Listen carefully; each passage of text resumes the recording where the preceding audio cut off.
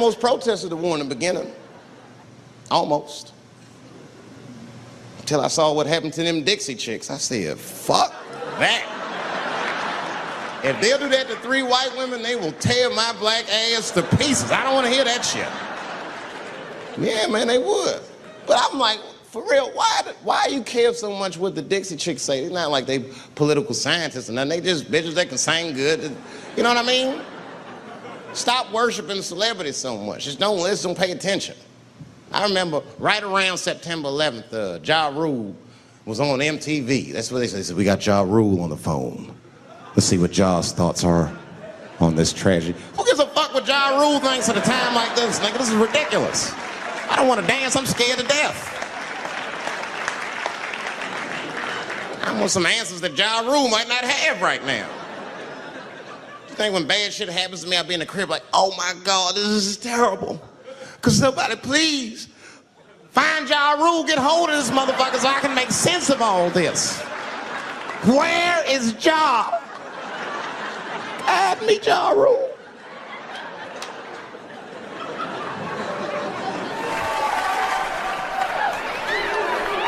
Yeah, I'll be seeing that kind of shit, man. It's what it is. They use the TV to program us from a young age. You ever watch like a cartoon that you used to watch when you were little as an adult? That shit is wild shit. It's some wild shit. I mean, like I was with my nephew. We sitting there, we watching Pepe Le Pew, and I say to my nephew, I say, now pay attention to this guy because he's funny. I used to watch him when I was little. And then we watched Pepe Le Pew, but I'm old now. I'm looking like, good God, what kind of fucking rapist is this guy? Like, take it easy, Pepe. My nephew was sitting there cracking up. Hee.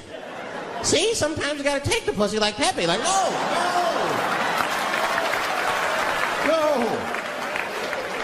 I had to turn the channel real quick. I turned on Sesame Street. I said, oh, Sesame Street. This is much better because now he'll learn how to count and spell. But now I'm watching it as an adult and I realize Sesame Street teaches kids other things. It teaches kids how to judge people and label people. That's right. They got a character on there named Oscar. They treat this guy like shit the entire show. They judge him right in his face. Oscar, you are so mean. Isn't it, kids? Yeah, Oscar. You're a grouch. It's like, bitch, I live in a fucking trash can. I'm the poorest motherfucker on Sesame Street. Nobody's helping me. Then you wonder why your kids grow up and step over homeless people. Get it together, grouch. Get a job, grouch. So don't even tell me how to get to Sesame Street. That is a terrible place. I wouldn't go there if I knew the way. Who would want to live in a neighborhood like that? Fucking 6-foot pigeons walking around and an elephant that's a junkie. Hi, bird. Yeah, that's right, Snuffy. Hi, bird, I'm sick. I need some smack, bird. The Cookie Monster with his eyes popping out his head, screaming, cookie, cookie, cookie, like, ugh. What kind of cookies are you talking about? Chocolate chips don't do that to people. And then they had the nerve to put a pimp on there. They didn't come out and say he's a pimp, but I know a pimp when I see one. They called him the Count. Had a cape and everything. You could see him pimping. Bitch, where is my money? You've been late 4 times, I've been counting.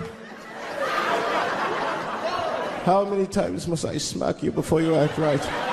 1, 2 smacks.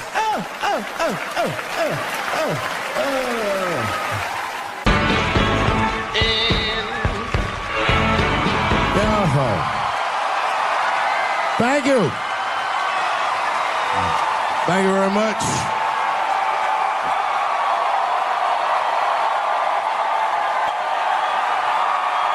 Thank you.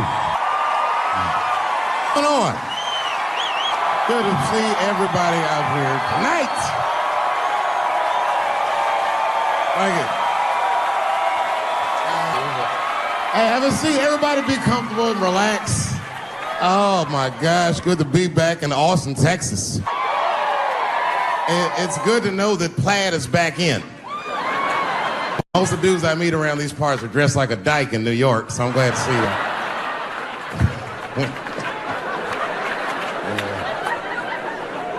you. Man, fucking Texas, this place is pretty good. Pretty damn good.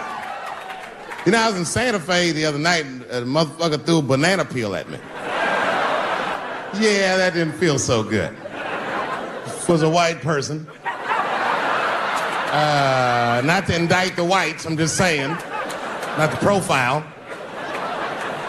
And then not only did he throw a banana peel at me, but it was premeditated. You could tell.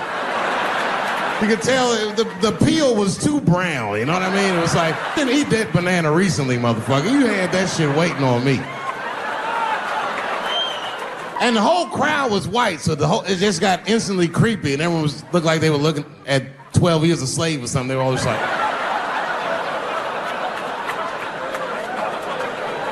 Who the fuck does that? And then they arrested the guy, which was... I said, we're gonna fuck you in the butt in the holding cell. You know that, right? Can't just be throwing banana peels at Dave Chappelle. They're not gonna let you get away with this.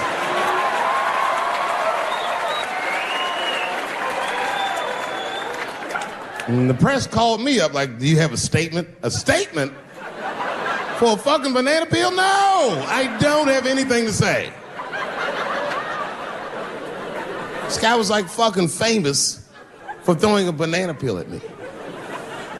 20 years from now, he's gonna be tucking his kids into bed and the kid gonna be like, tell him about the day that you threw that banana peel at that nigger in Santa Fe. Boy, I'll tell you what, that black motherfucker had it coming. I saw his name up on the marquee about a week before. I said, man, if I could just get close enough to meet him. Throw a banana on that nigger and show him how. Fucking banana gate. I didn't even want to press charges. You know, this has happened to me before.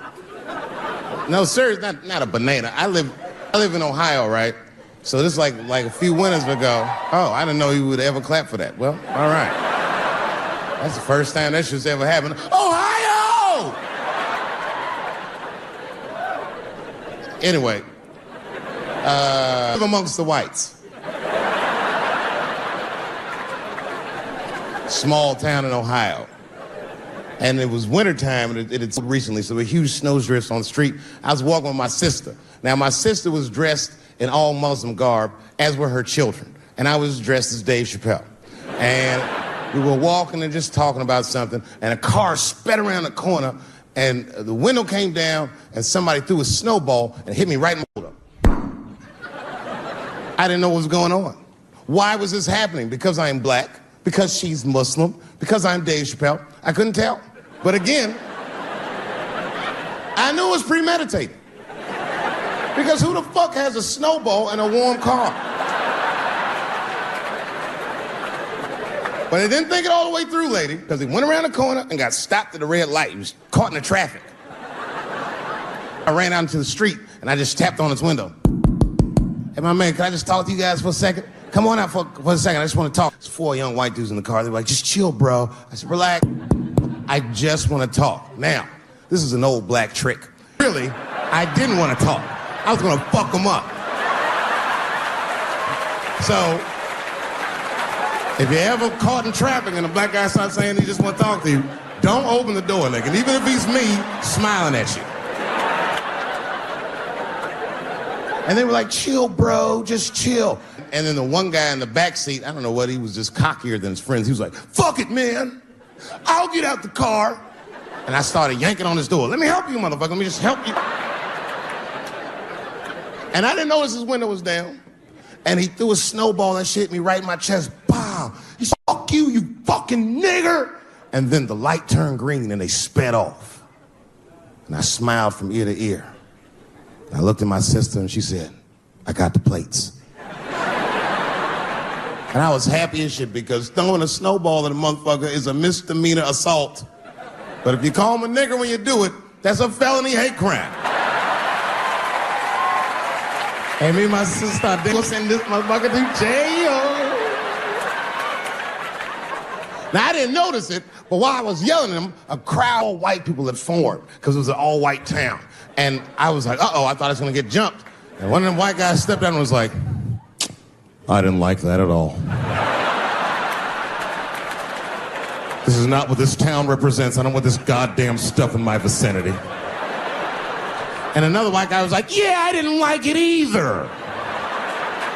And then an old white guy stepped out of the crowd and said, young man, if you're going to fill out a police report, I would like to come with you and do the same. I said, you guys would do that for me? And the whole crowd said, hooray! I said, come on, y'all. I look like Malcolm X going to see Brother Johnson with a trail of white people.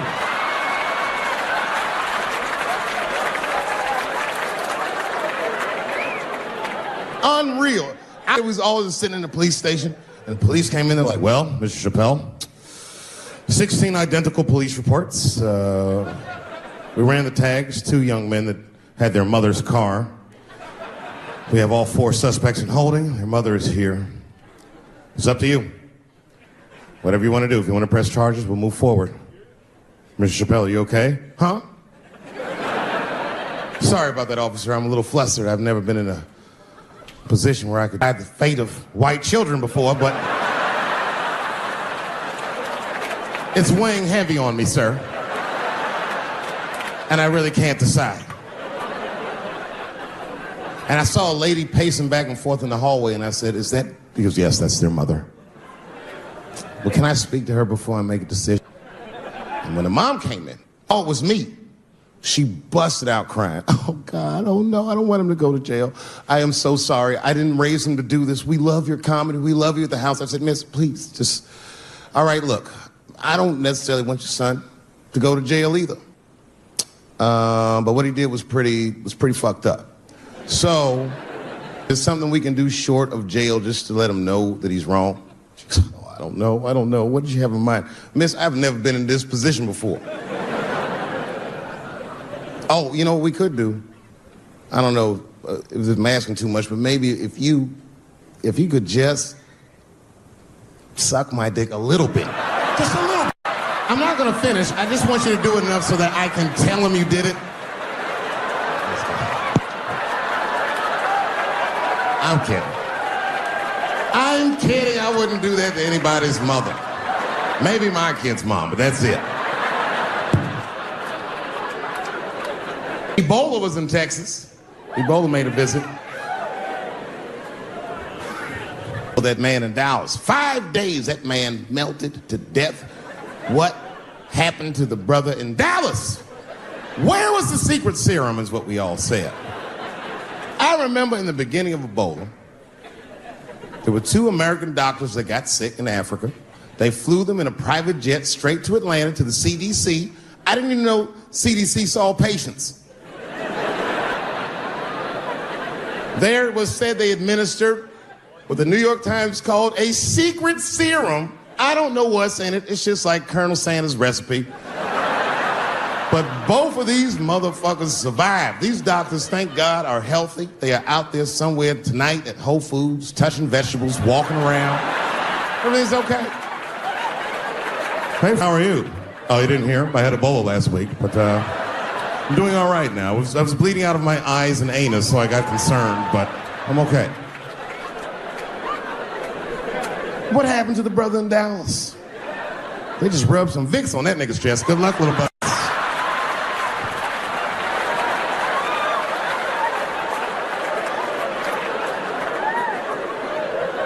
I knew he wasn't gonna make it. I already knew. Sad. I saw in the New York Times, they said Ebola is the new AIDS. Whew. Isn't that something? Here I am thinking that old AIDS was working just fine. And they already have a new AIDS out. Isn't that amazing how they do that? Isn't it weird how there's a disease that just starts in 1980 and it doesn't kill anybody but niggas, fags, and junkies? Isn't that a fucking amazing coincidence that this disease hates everybody that old white people hate?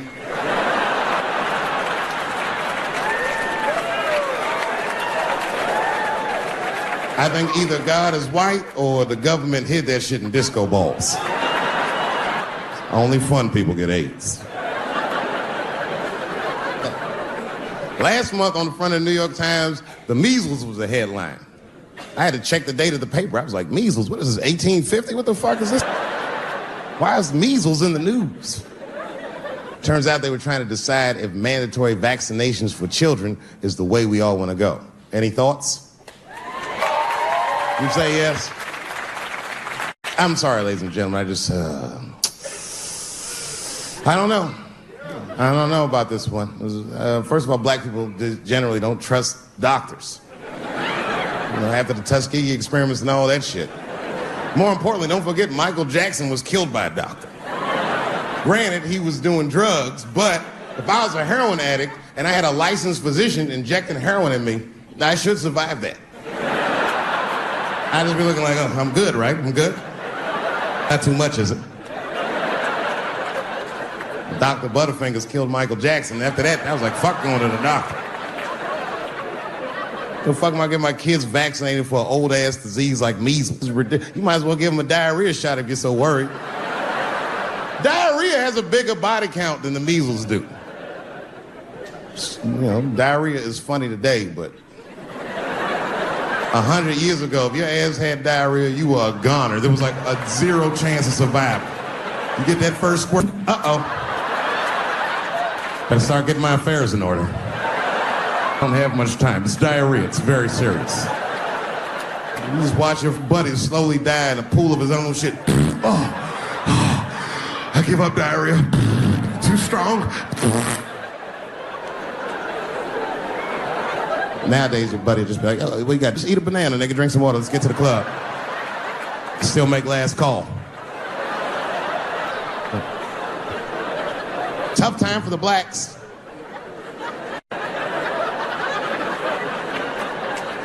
These are not good times for the blacks. I don't know if you know what I'm talking about, right? Police are killing us again. It's a very unfortunate set of circumstances because we were doing very well. You know, America has a racial hot seat. I think we can all agree that that's the truth.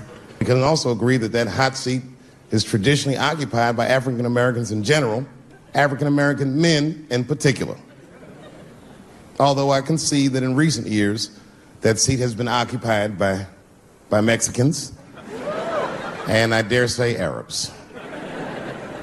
And we, the black Americans, would like to thank you both for your sacrifice and your struggle. We needed a break. We needed a goddamn break. We all go through something, but at least I can leave my backpack someplace. If you Arab and forget to pack, you got about 20 minutes before they send that robot to blow your shit up. You can kiss all that engineering homework goodbye, Fuhad. Now ISIS is #1 on the terrorist charts. And ISIS is fucking scary. If ISIS catches you, they're going to cut your head off. That's what they do. I've seen them do it on YouTube. It was fucking awful. He looked right in the camera and say, Obama, I am back. I saw that shit. I said, oh my God. Don't like.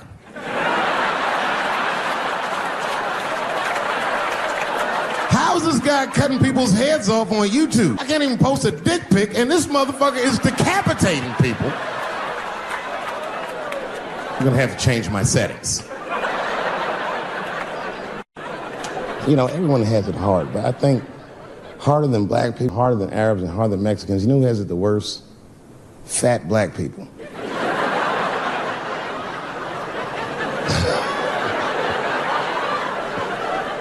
Hard for white people to understand, but that's what I'm saying is very true. Fat black people have a really rough road because all manner of things kill white people. But you know what kills more black people than anything, more than police and terrorism? Salt, nigga, regular ass table salt. Here, white people are getting Ebola cures and shit, and meanwhile, I'm dying from fucking the flavoring.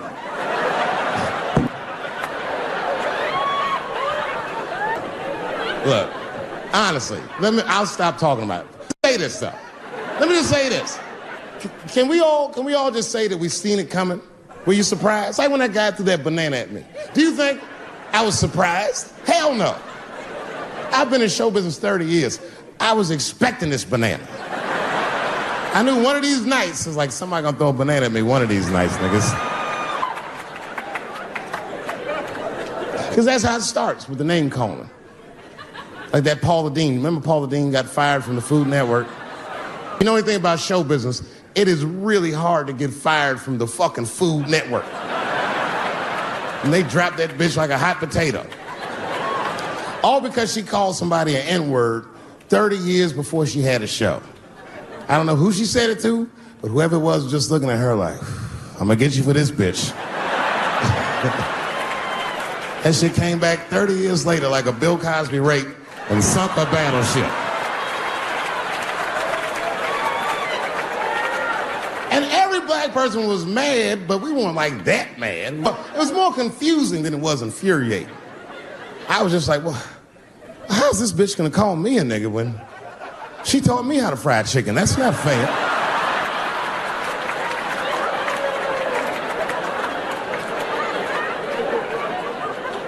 I think Donald Sterling shit was more serious. Remember Donald Sterling used to own the Clippers, and that he got caught on a secretly recorded tape saying some very unsavory things about African Americans. And there's a lesson in that for all of us. The lesson is, if you are old and white and racist in this great country, whatever you do, don't tell your black girlfriend about that shit, because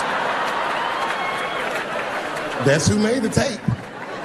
She recorded all that shit, and the tape was terrible. He was like, stop bringing these black guys to my games.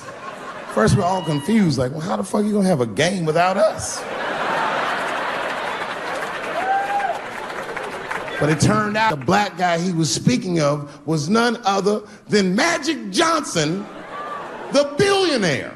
Unbelievable. Never even mentioned the fact that he had AIDS, which is the first thing I would have said to my girlfriend.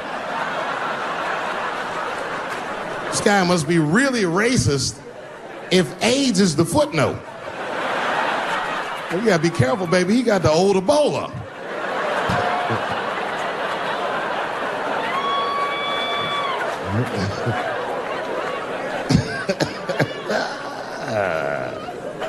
You can say what you want about that girl, but I'm gonna tell you right now, she is a goddamned hero. Because you might have thought these things were happening before, but now you can see it all in front of you without a shadow of a doubt. That shit actually went down. She sucked that old guy's dick.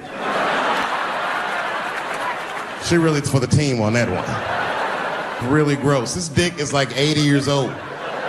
It's like tasting history. Like 5 wars on it, civil rights movement, Great Depression. This guy fucking from 40 years before Bill Cosby's first rape. This is a very old man. A very old penis. All that shit is still, it's just name calling. Like, name calling does not break the modern black man. That's not gonna do the trick. I don't give a fuck about that. Like, if I went to Kentucky Fried Chicken and for some reason everyone behind the counter had a Ku Klux Klan hood on top of their head, what do you think I'm gonna do in this day and age? Run out Kentucky Fried Chicken? Not if I'm hungry. I'll go straight to the front. Hey man, let me get a 2-piece. I don't give a fuck what he says. You want a biscuit with that, nigger? I thought it came with a biscuit. What's all this attitude? I want a 2-piece. Chop, chop. You know what it is. But I'm not gonna be mad. Why would I be mad? He's the one that's gotta work at Kentucky Fried Chicken, not me.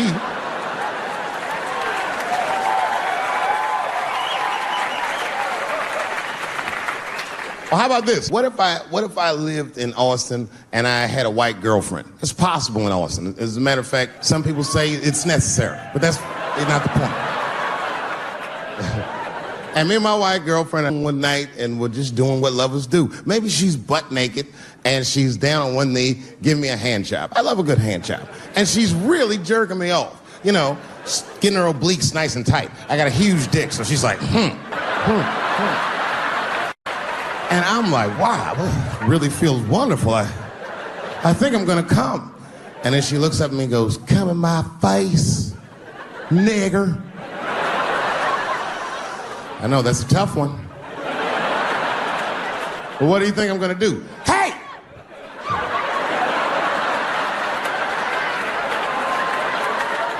That's no time for integrity, ladies and gentlemen. I'm busting that nut in her face. I'll sort through the ethics later.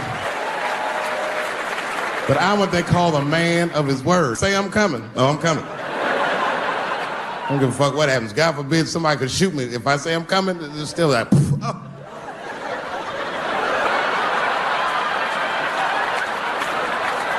Doesn't mean I like getting shot.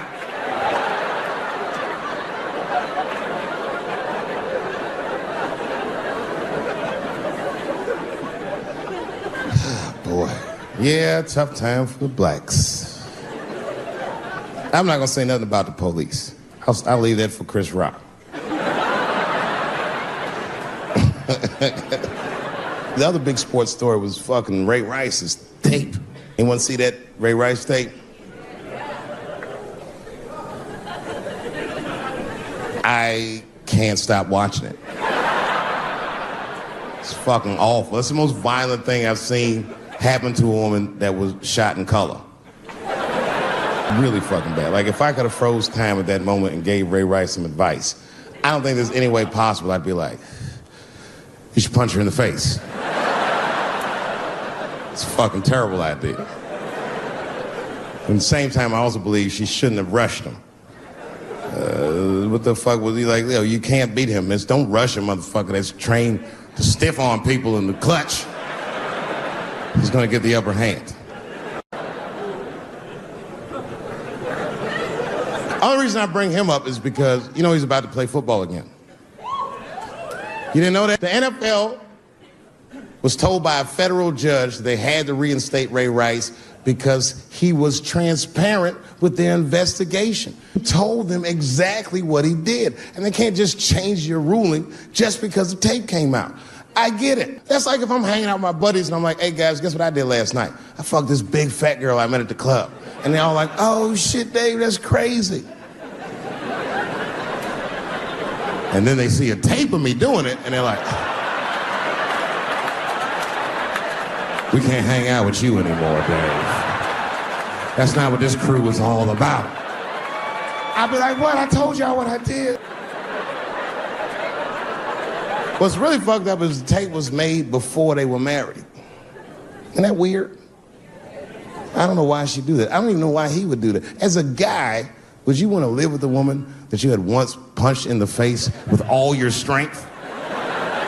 That's some very bold color purple type shit. Sealy, come out here and shave me.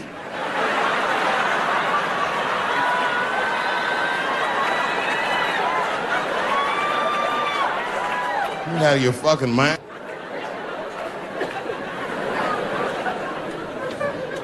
I had to ask an older friend of mine just to get some perspective. This older black dude. Actually, the fairest person I've ever met. And I asked him, I just said, hey man, I said, did you see that Ray Rice video? And instantly he was like, David, that shit was disgusting. And then a moment later he goes, I wonder what she said to him.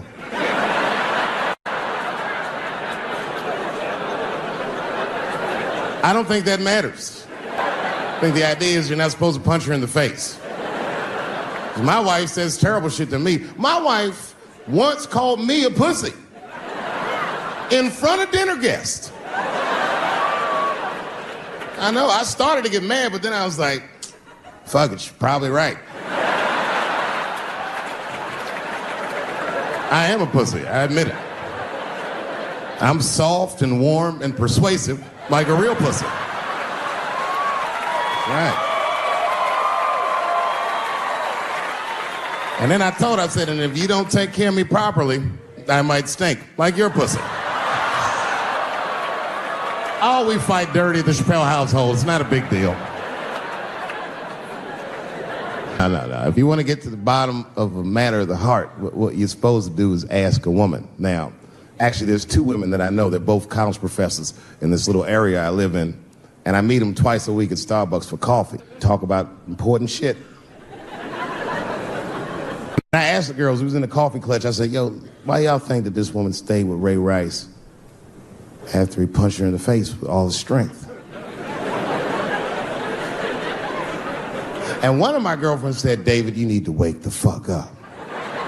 She's staying for the money. Well, now, wait a minute, because my other girlfriend was like, I disagree. I think that she actually loves him. I said, wait a minute, ladies, you know what? I think that you're both right. And what I was doing when I said that was preserving the possibility of a threesome with these bitches. I've been chipping away at this pussy one cup of coffee at a time for like 4 years. I was gonna throw all that hard work away over some Ray Rice shit. I don't care that much.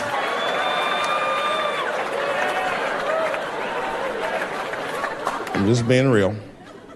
It's fucked up, man. It's a tough time for the blacks. I love you too.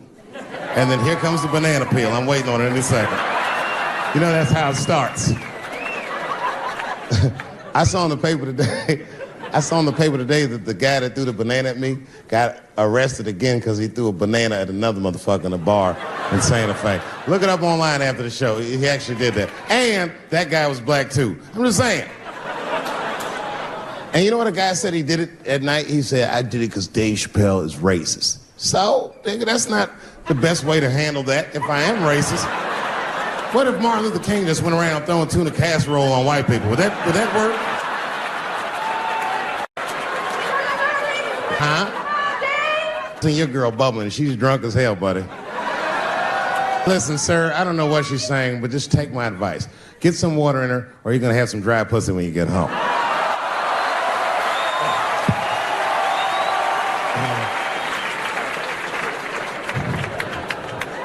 His dick's gonna be shaped the fuck up tomorrow. Maria, who got a cigarette in here? Anyone got a cigarette I can borrow? Yeah, you fella, yeah, please. Well, let me see this. This is a Marlboro menthol. This could have been anybody. Newport, I'd be like a black dude threw that up, but a Marlboro menthol, that's one of them riddles.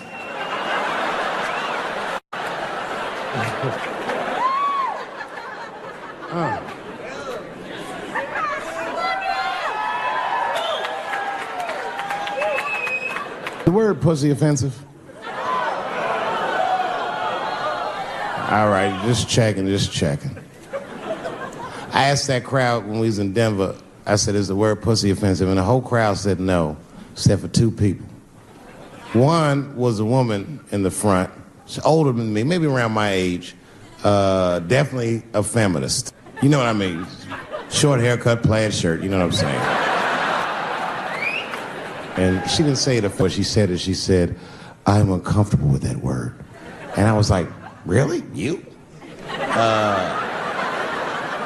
And then before I could ask her why, there was one other guy. He was in the balcony. Now, I don't think he was saying this to me, but he said this. Everybody heard him say it. He goes, it's delicious.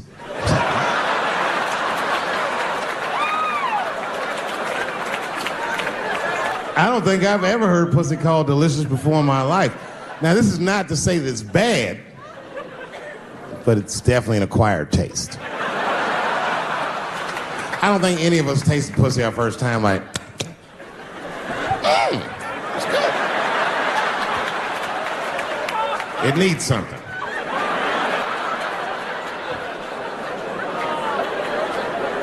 It's illegal for a gynecologist to say the word pussy.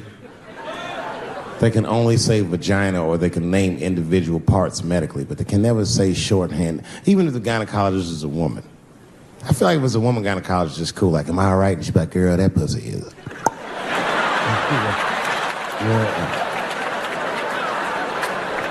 I don't think men should be allowed to be gynecologists. That shit is a conflict of interest. Even when my wife was pregnant, we used to go to the gynecologist. And he'd put her legs up in that stirrup like this. He'd be like, all right, Miss Chappelle, just try to relax. I push her, back up, motherfucker, I got this. Just tell me what to look for.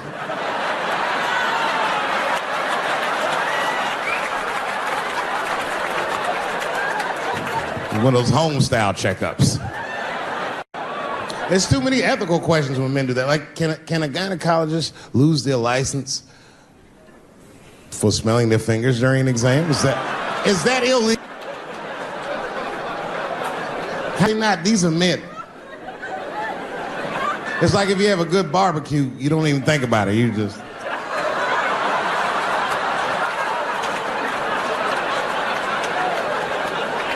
The word is only offensive if you're older. People my age and younger, I don't think we dance to that shit. That song come on the radio, say, I beat the pussy up. That's on the radio. I beat the pussy up. That's a pretty harsh song. It's like nothing like a love song. There's no tracks of his tears, no midnight trains to Georgia. This man simply beats the pussy up. Unbelievable. You don't even know if he's having sex with these women. They might just pull their pants down. He'd be like, bah! G-Unit.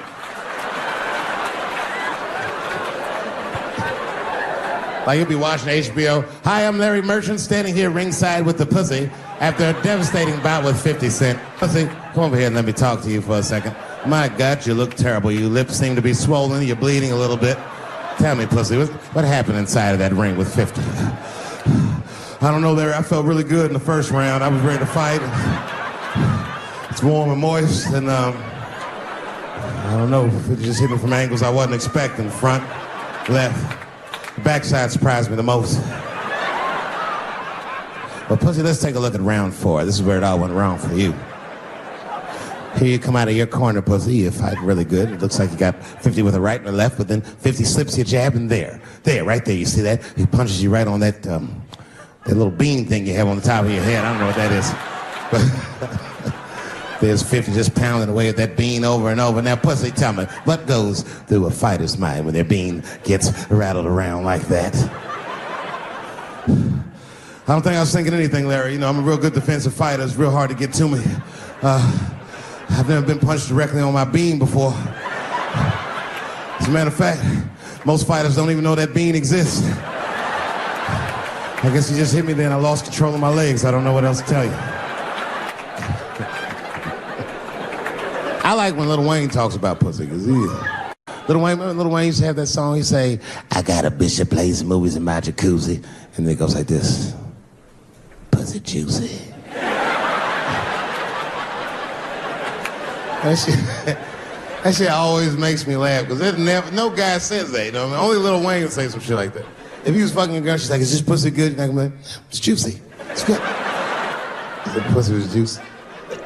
That's why I'm not Lil Wayne, because if I was in a hot tub with a girl and I could tell that the pussy was juicy while I was in the hot tub, I'd probably get out of the tub.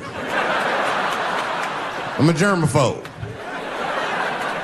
I just picture Lil Wayne like, what is this strange oil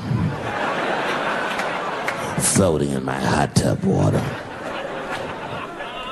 It's pussy juice. That shit was so funny to me. I must have wrote like no less than 40 jokes with the punchline pussy juice. And all of them work to some degree 100% of the time. I'll do one more just so you believe me, okay? All right, in this next piece, it's a special episode of CSI. For some reason, Lil Wayne's guest starring as the lead detective, okay? That's the setup. Are you ready? Here it goes. Has anyone else been on this crime scene? No. It's very strange. This place is virtually undisturbed. No forced entry. No sign of a struggle. Shine your flashlight right here. I just slipped in something. What is this? What is this? It glistens in the light. Smooth to the touch.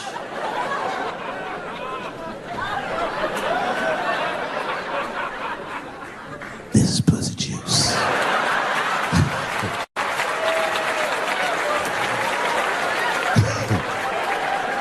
She must have been sitting Indian style. 39 more where that came from.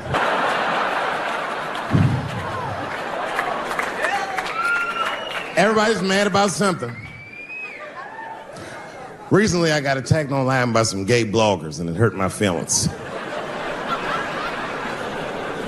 I have no problem with gay people, but I fucking hate bloggers. I'm not saying it because this person was gay. They was just acting like a bitch online. They was like characterizing my jokes, trying to make a point off of me, when it was really, it's like, yo, I'm your ally, motherfucker. I'm not trying to stop gay people. I got better shit to do. This motherfucker was saying things to try to get gay people to beat me up. Seriously, he was like, Dave Chappelle's jokes. I don't know how he actually talks when he's making his voice up. Dave Chappelle's jokes were an affront to the manhood of all gay men. What the fuck does that mean? I didn't say anything that would allude to gay men not being men. I know you men. In fact, what could be manlier than fucking another guy in the ass? It's the most gangster shit I've ever heard of in my life. I told you I'm not cut out for that. I'm a pussy. Ain't no said. That's all I said. First of all, I'll tell you right now what I said. And I will tell you that this was not a joke. It's a true story. And I just happened to tell it. All right, what happened was I went to a gallery party, all right? I don't know who in here has ever been rich before, but these are very nice parties. You know, wine and cheese and ball of conversation. And there was a few eccentric types, one of which was a very wealthy man that happened to be wearing a dress. I don't know what you call him, man. This is a tranny or a drag queen, perhaps. Whatever it was, this is definitely a man.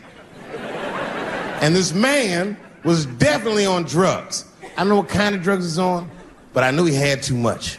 He didn't look good. It's like this, he's like, he looked sick. And all his friends were standing around him, concerned, trying to revive him. I don't know whether it looked like some kind of gay CPR. There was fanning and shit.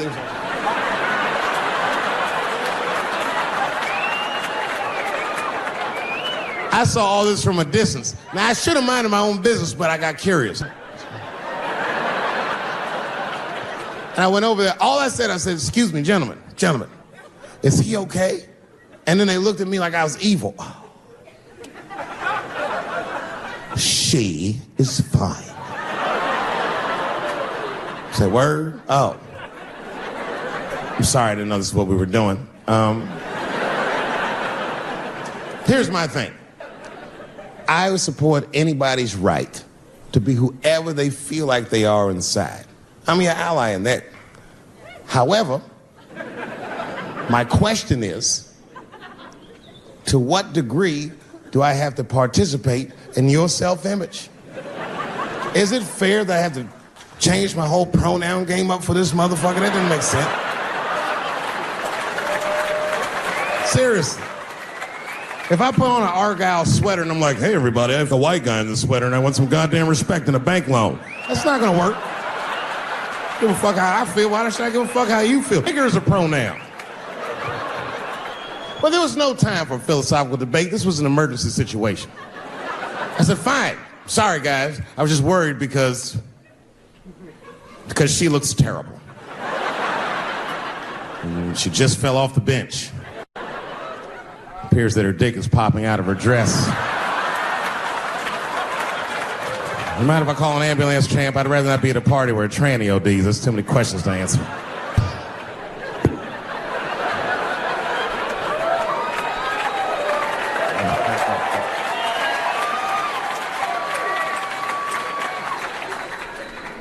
I've been through this before. I had a friend from high school. Now, in high school, this guy was a thug, right? He was a fucking dope boy. He did it all. He's a wild dude. People used to be very scared of him. And then after high school, word on the street was he'd come out the closet. I personally didn't believe it. I bring him up because last year, he calls me out of the blue like, yo, what's up, man? I got your number from so-and-so. I heard you're going to be in New York doing a show. Could I get some tickets? I was like, fuck yeah, get some tickets, man. How you been? He said, well, we'll catch up at the show, man. But, yo, I appreciate it. I'll see you soon. I said, all right, man, take care. And I was about to hang up, and I couldn't resist. I was just like, hey, nigga, I heard you was gay. What's going on with that?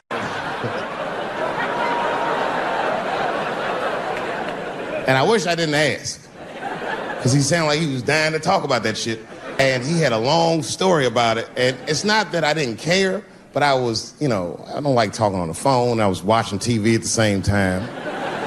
So I just wasn't really paying attention like I should. But I was trying to sound supportive, but I didn't really know what to say. So I was just like mumbling shit throughout this conversation. I was just like, nigga, you gay, man. You just gay.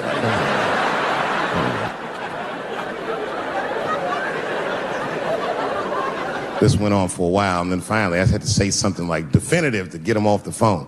And I was like, hey, man, you know what? Don't let people get you down, all right? And the next time someone tries to make you feel bad about yourself, just remember, everybody fucks funny to somebody.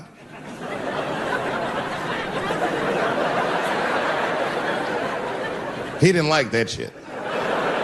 He's like, what the fuck does that mean? He said, you saying I fuck funny, motherfucker? I said, no, that's not what I'm saying. I'm saying everybody's different. He said, you ain't say different, nigga. You said funny. What's so fucking funny about the way I fuck? And I said, hey, man, I fuck feet. He said, what?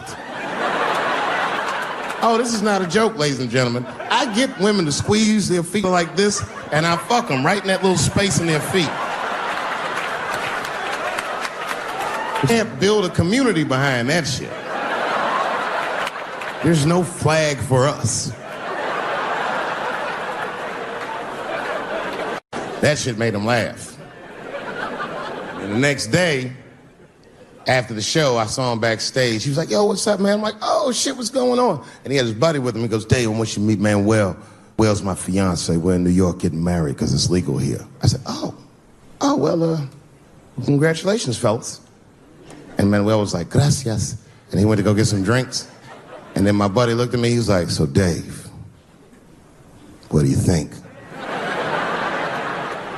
And I started mumbling again. You gay, nigga, you just gay.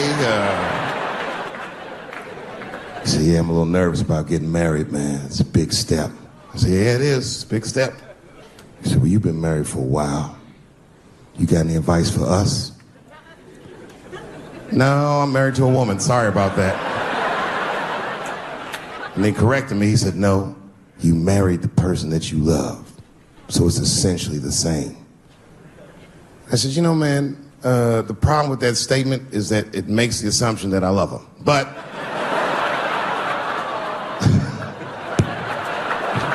you guys the fuck up. Of course I love my wife. She laughs at this shit. As a matter of fact, she eats and spends this shit. You know what I told him? I told him, I said, you know what you should do, man? First of all, you shouldn't do it. I'm talking about being legally married. It's not that you're gay as much as just legal marriage is a fucking diabolical leverage game in the United States. I'm just being honest. Devoid of religious significance or the idea of love, marriage is nothing but an awful contract that you shouldn't sign. I'm just being real. Because you're out loving each other, and then like 2 years later, you're just building a case against one another for a hypothetical court date that may or may not ever happen. You throw being gay on top of that, that shit is explosive. Like it's that Ray Rice shit. Okay, right after Ray Rice went through all that shit, I was at a party and I met this kid, Michael Samms. You know Michael Samms? Very nice guy. He's the first openly gay NFL player. And Mike's a very nice guy, very brave guy. But when I met him, I couldn't help but thinking, now what's gonna happen when Michael Samms beats his wife up in the elevator? Is that domestic violence, or is that just two niggas working shit out in the elevator? You know what I mean?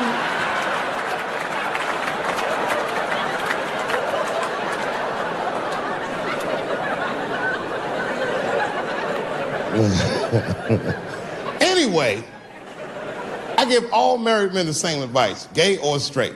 Get a dog. This dog will love you all the time, but she's not going to. It's real talk. I didn't even know about dogs, and my kids got the dog. They brought him home from the shelter, and I didn't even want him. They were like, can we keep him? I said, nope. I said, where'd you even get this dog? They're like, we got him from the shelter. I was like, ugh. Probably something wrong with him.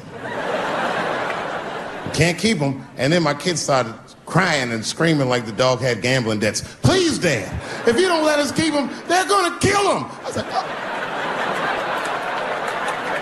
All right, you can keep him. And this dog was a menace.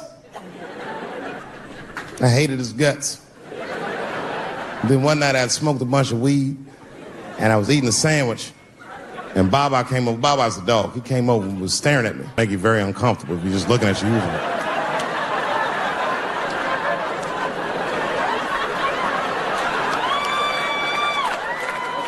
I had to give him a piece of my sandwich so he'd go away. And that's how we became friends. Now, if you see me walking down the street with Baba, he got no leash or nothing, he walks right next to me. If I stop, he'll stop. And if I go, he'll go. And all my friends are like, yo, Dave, that shit is dope. How you train Baba to do that shit? I've never trained Baba. Just a messy eater. If I drop food and Baba's not around, all I gotta do is call him. Baba! He's a black dude's dog, so he doesn't come right away. He peeks first to see what's going on.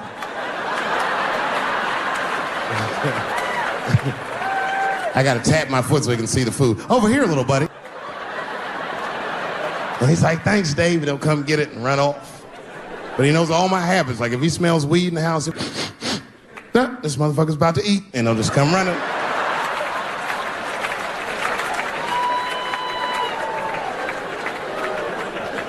Baba got me through a very difficult time in my marriage. We spend the most time together. Like, it's not that me and my wife don't spend time together, but we've been married so long, it's like we don't talk like, I don't know if anyone's married here, but if after 10 years, that chatty shit goes away. You've said it all. You know what I mean? It's just, yeah, we're just in the zone. She says the same shit to me every night before she goes to bed. I'll be the last one up. She's like, I'm gonna get some sleep, Dave. Good night. All right, babe, we'll stay up and watch television. Good night. And she'll walk halfway up the steps. David? Don't eat the kids' lunch. And then she walks away.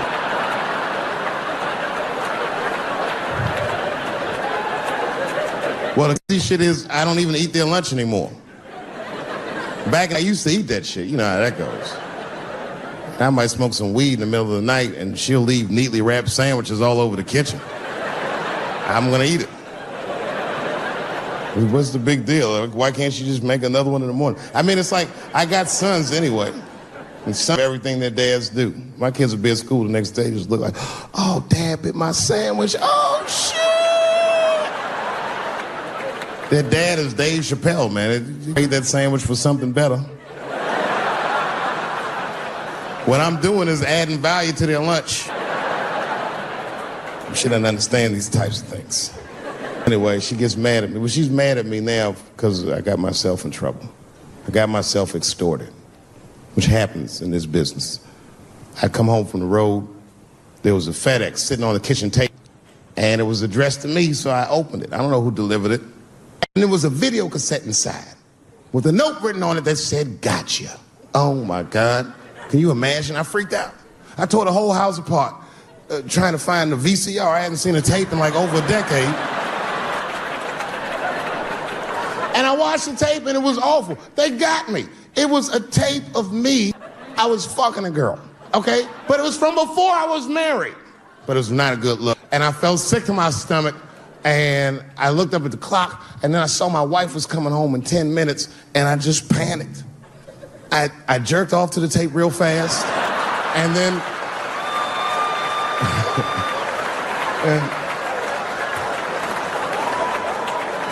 and then I called the FBI.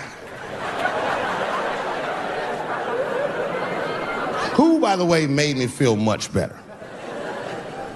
I mean, they didn't say they were going to catch him for sure, but they had the demeanor of some competent people that would catch him. So I didn't worry about it too much. And then not even a week later, 5 days later, I come home and there's another video cassette just sitting on my porch. As soon as I saw it, I just called the police like, they've done it again. You should probably look for a guy with bell bottoms on because I don't know who the fuck is sending tapes.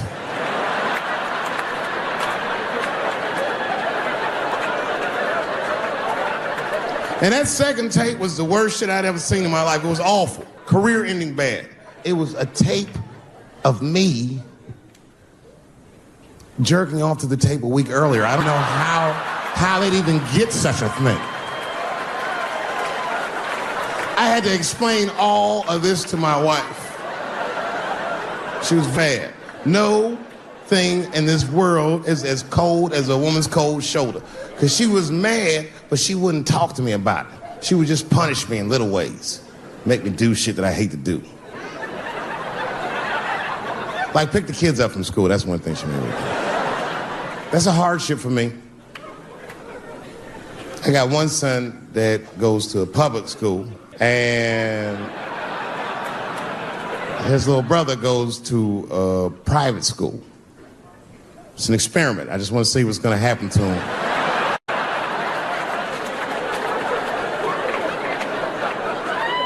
But what's weird is my little son in private school, he's like my cookie son, you know what I mean? I don't know where he get that from. He's not getting it from me. And he's definitely not getting it from that school. That school is it's a liberal school. It's the kind of school, there might be like 12 black students in the entire school. And I'm the only black parent.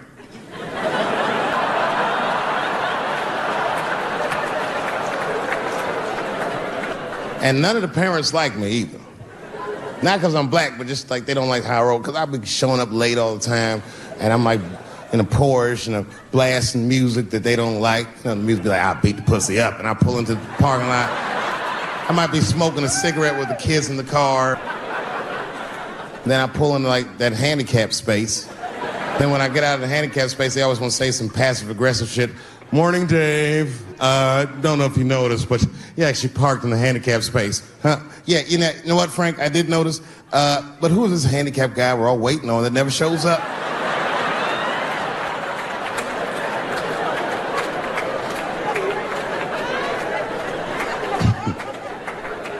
So I hate going over to that school. The only parents that are nice to me is a lesbian couple, Kate and Sarah. Actually, Kate hates my guts. Sarah knows that I'm black and she's half black, so she just understands me. You know what I'm saying? I can't explain it. Because I'll say shit and Kate's just too serious about being a lesbian. I'll be like, hey, Kate, hey, Sarah, you guys gonna do the father-son picnic next week? How's that gonna work? And Kate will instantly be furious. But Sarah knows I'm fucking around, so she'll just say something cool. I don't know, Dave, maybe me and Kate will flip for that shit. I said, bitch, you better save that coin toss. Everybody knows you strapping on in that household. And then Kate will turn bright red, but Sarah just fist bump me like, you right, nigga? It's me. Huh? We're good friends. We're good friends. They invite me to stuff. They're like my only friends at the school. Imagine my surprise when I go to pick my son up after all this happens. And the teacher is waiting outside for me. She's just standing right there in the middle of the fucking handicap space. I knew something was wrong, so I rolled the window down like, hey, what's going on? Hi, David, can we talk to you for a minute in the office? I said, no, fuck that. We got to talk right here. What's going on? I knew it was bad. Ibrahim had a fight. I said, a fight? Don't worry. Everyone's okay. I said, everyone? What happened? Well, that's it. We don't know what happened because he won't talk to anybody. All we know is that he punched Sarah Jr. in the face. I said, oh no. Sarah's one of the only parents I'm not sure I can beat up in this school. Just then, Kate and Sarah pulled up to pick up their daughter. And then we all had to go into the office. And I was really worried because I didn't want them to kick me out of the school. And then they brought my son in, he was crying. They brought him in like a prisoner. He was like, oh. I said, son, just stop crying, calm down. Do not look at these mean faces. I need you to look at my face. And I need you to tell me the truth, buddy. All right? Just tell me the truth. Is it true? Did you punch that girl, Sarah Jr., in the face? I was trying to give him a signal to lie, but he didn't pick up on it. I was like...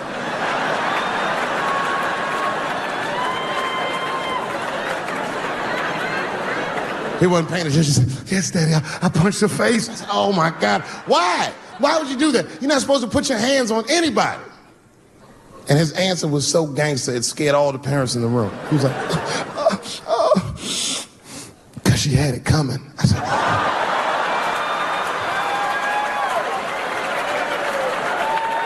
And everyone looked at me. I said, I did not teach you. I don't know where he got that. I said, what does that mean, son? That is crazy talk. What does that mean? And then he just started crying like he was Tupac. Oh, these kids keep fucking with me.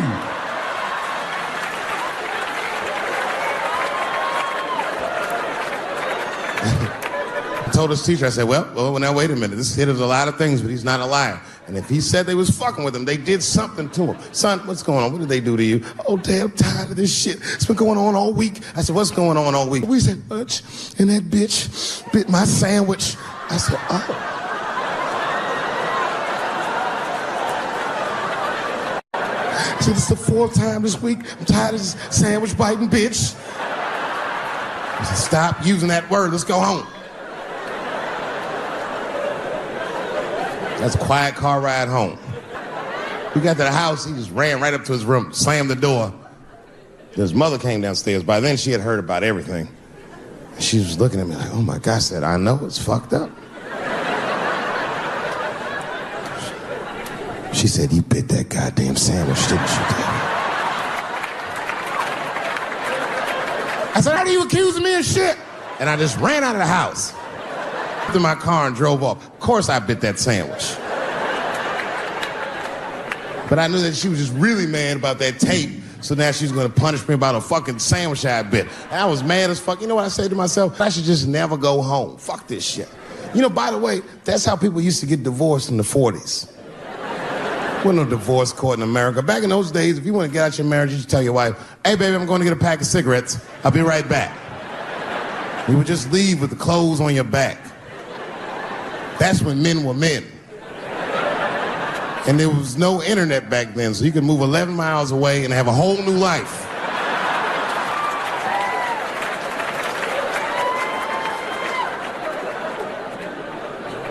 But I ended up going back home.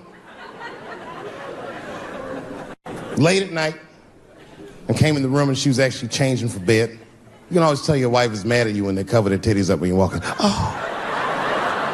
Let those titties out, it's me, baby. Can we just talk about this for a minute? She said, David, there's nothing to talk about. I already know you bit the sandwich. And don't go looking for the lunch, I hid it. I said, I don't want to talk about the sandwich, baby. I want to talk about it. The tape. I know that's why you're mad. It was a very difficult conversation. I had to crack a few jokes, and she laughed a little, and it helped her relax. And we started talking, and then she cracked a few jokes that hurt my feelings, honestly, but...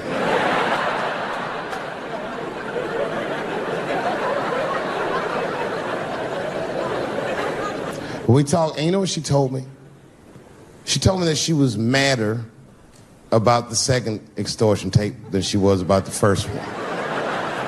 Which doesn't make sense at all. What's wrong with a guy touching his own private parts?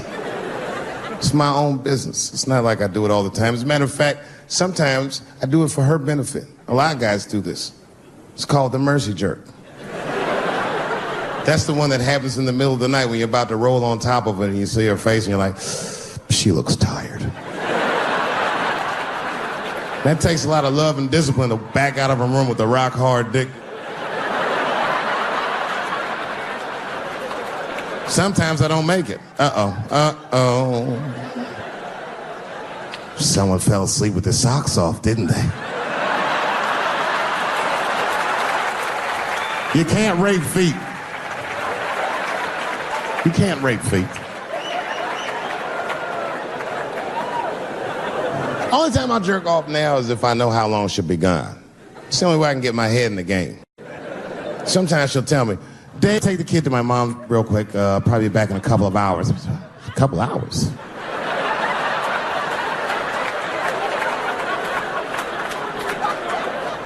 You can get a good one in 2 hours.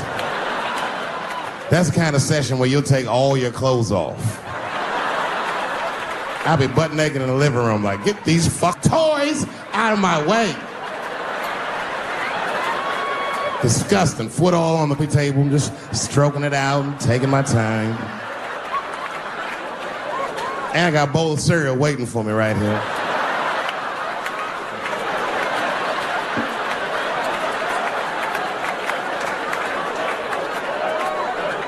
That's when you have the privacy, you can have a loud orgasm. I miss those.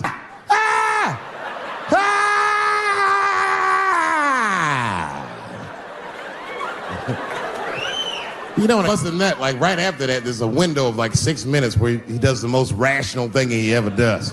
That's when he's always horrified. God, what have I done? Oh my God, it's everywhere. Bye-bye. Thank you very much, Austin, Texas. I had a wonderful time. Be well, be happy. Good night, everybody. Thank you. Give it up one time for Dave Chappelle!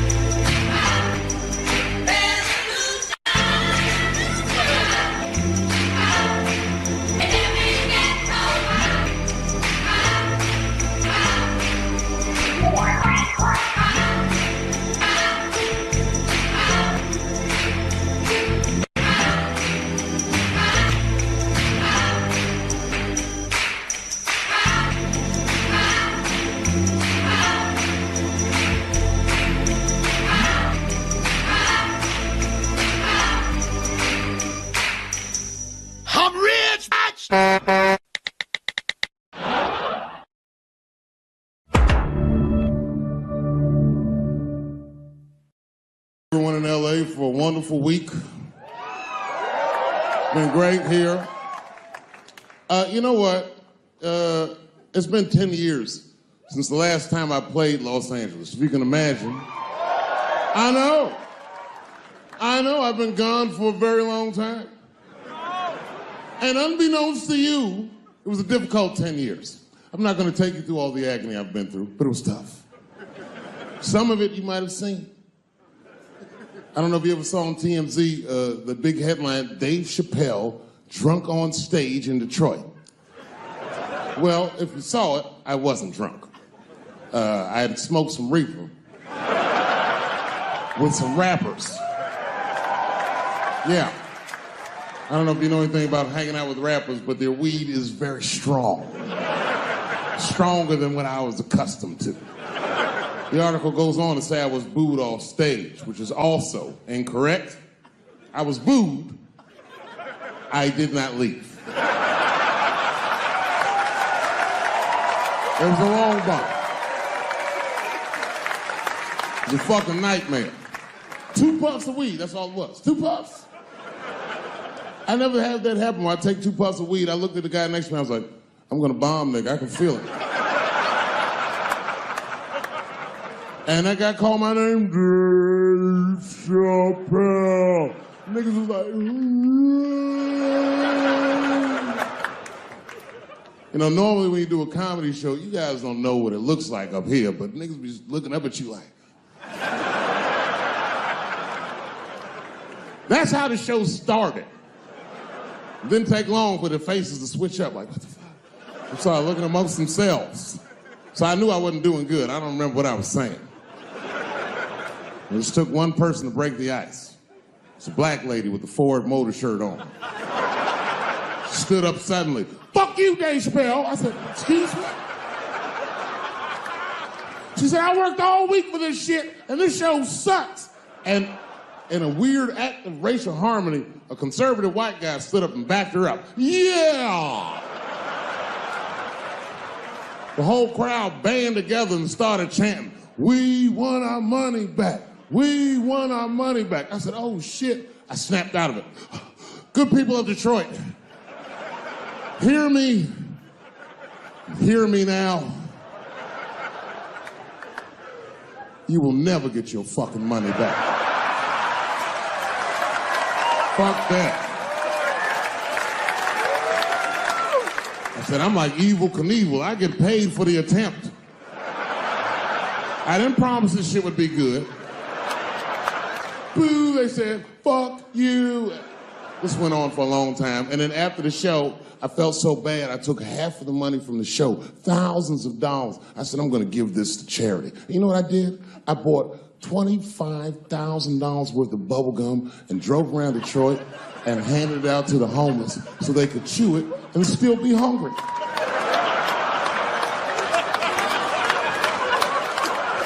I was very mad at Detroit that night. Because not only did I bomb, nigga, I had to go back to the very same room the next night and do it all over again. Fucking nightmare. That would be like if you were having sex with a woman and for some reason, this would never happen, but for some reason, she had a mouse trap in her pussy. You get caught in the trap. And then you gotta fuck her again tomorrow night. I'd still do it, but you know, I'd be careful the next time. The old mouse trap in the pussy trick, eh? Fool me once.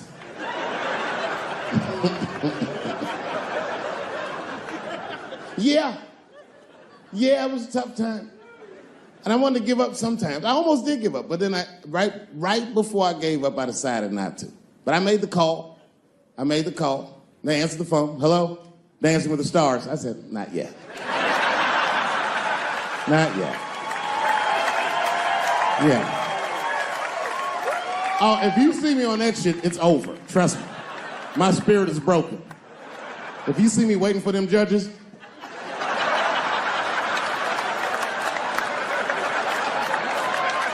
getting critiqued on my cha-cha, fuck that.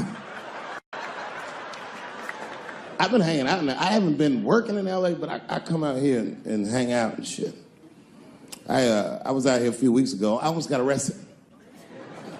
I'm not bullshitting. This happens to a lot of black people. What happened was,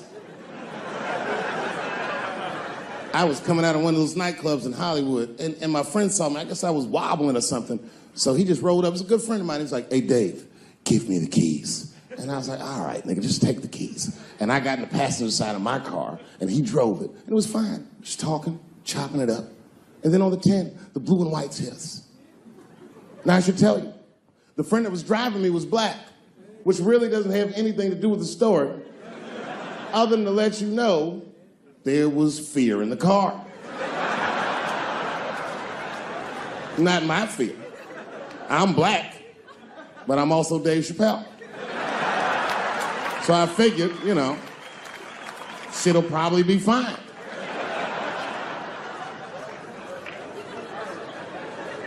Traffic stop started off on the right foot. Cops came up to the driver's side. Hi, how you guys doing? And he recognized me immediately. Oh, Dave Chappelle. And I looked at my friend like, we getting out of this shit. And then he says, you know, you guys were swerving in the lane. Do you mind just stepping out the car for a second? Still no cause for alarm. I looked through the rearview mirror. The body language of the arrest looked good. He was talking. So then I started fucking with the radio. You know, traffic stops going good if you listen to the radio when someone else is outside of the car. But then when I looked back in the rearview mirror, something had gone horribly wrong. Them motherfuckers back there like. And the next thing I knew, they were stuffing them in the back of the car. And I thought, you know, when anybody would think of a situation like that, oh my God, what is gonna happen to me?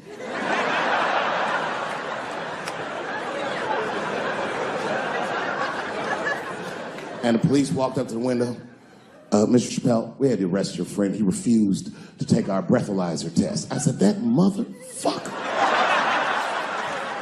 Not complying, that's odd.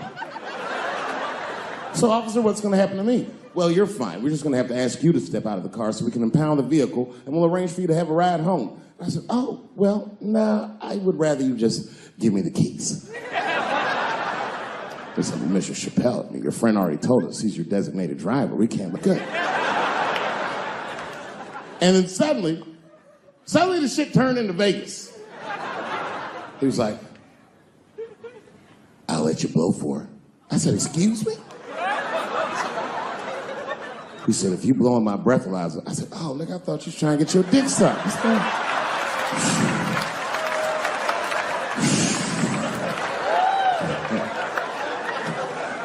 If you blow in my breathalyzer and pass, I'll give you the keys to the car. I said, Set him up, nigga, let's play. And I blew in that thing, and it made a noise. I said, uh-oh. And he looked at it and he said, oh, well, Mr. Chappelle, I guess you're free to go. I said, I am. I didn't know that thing didn't pick up weed. I drove home on a 30 miles an hour. Yeah, no, it all worked out. It all worked out. I'm one of the lucky ones. It doesn't work out that well for everybody. I saw that videotape of that lady that got beat up in L.A. in the traffic. You see that shit on rush hour traffic? They beat a black woman up. It was so fucked up it didn't even go to court. The city of L.A. just gave that woman $1.5 million for her pain and suffering. That is not bad, considering that's the same amount of money that Marcos Maidana made to fight Floyd Mayweather the second time. And this woman obviously hasn't trained a day in her life. You can see it on the tape. She didn't come to fight. Her guards were low. She was taking a lot of shots.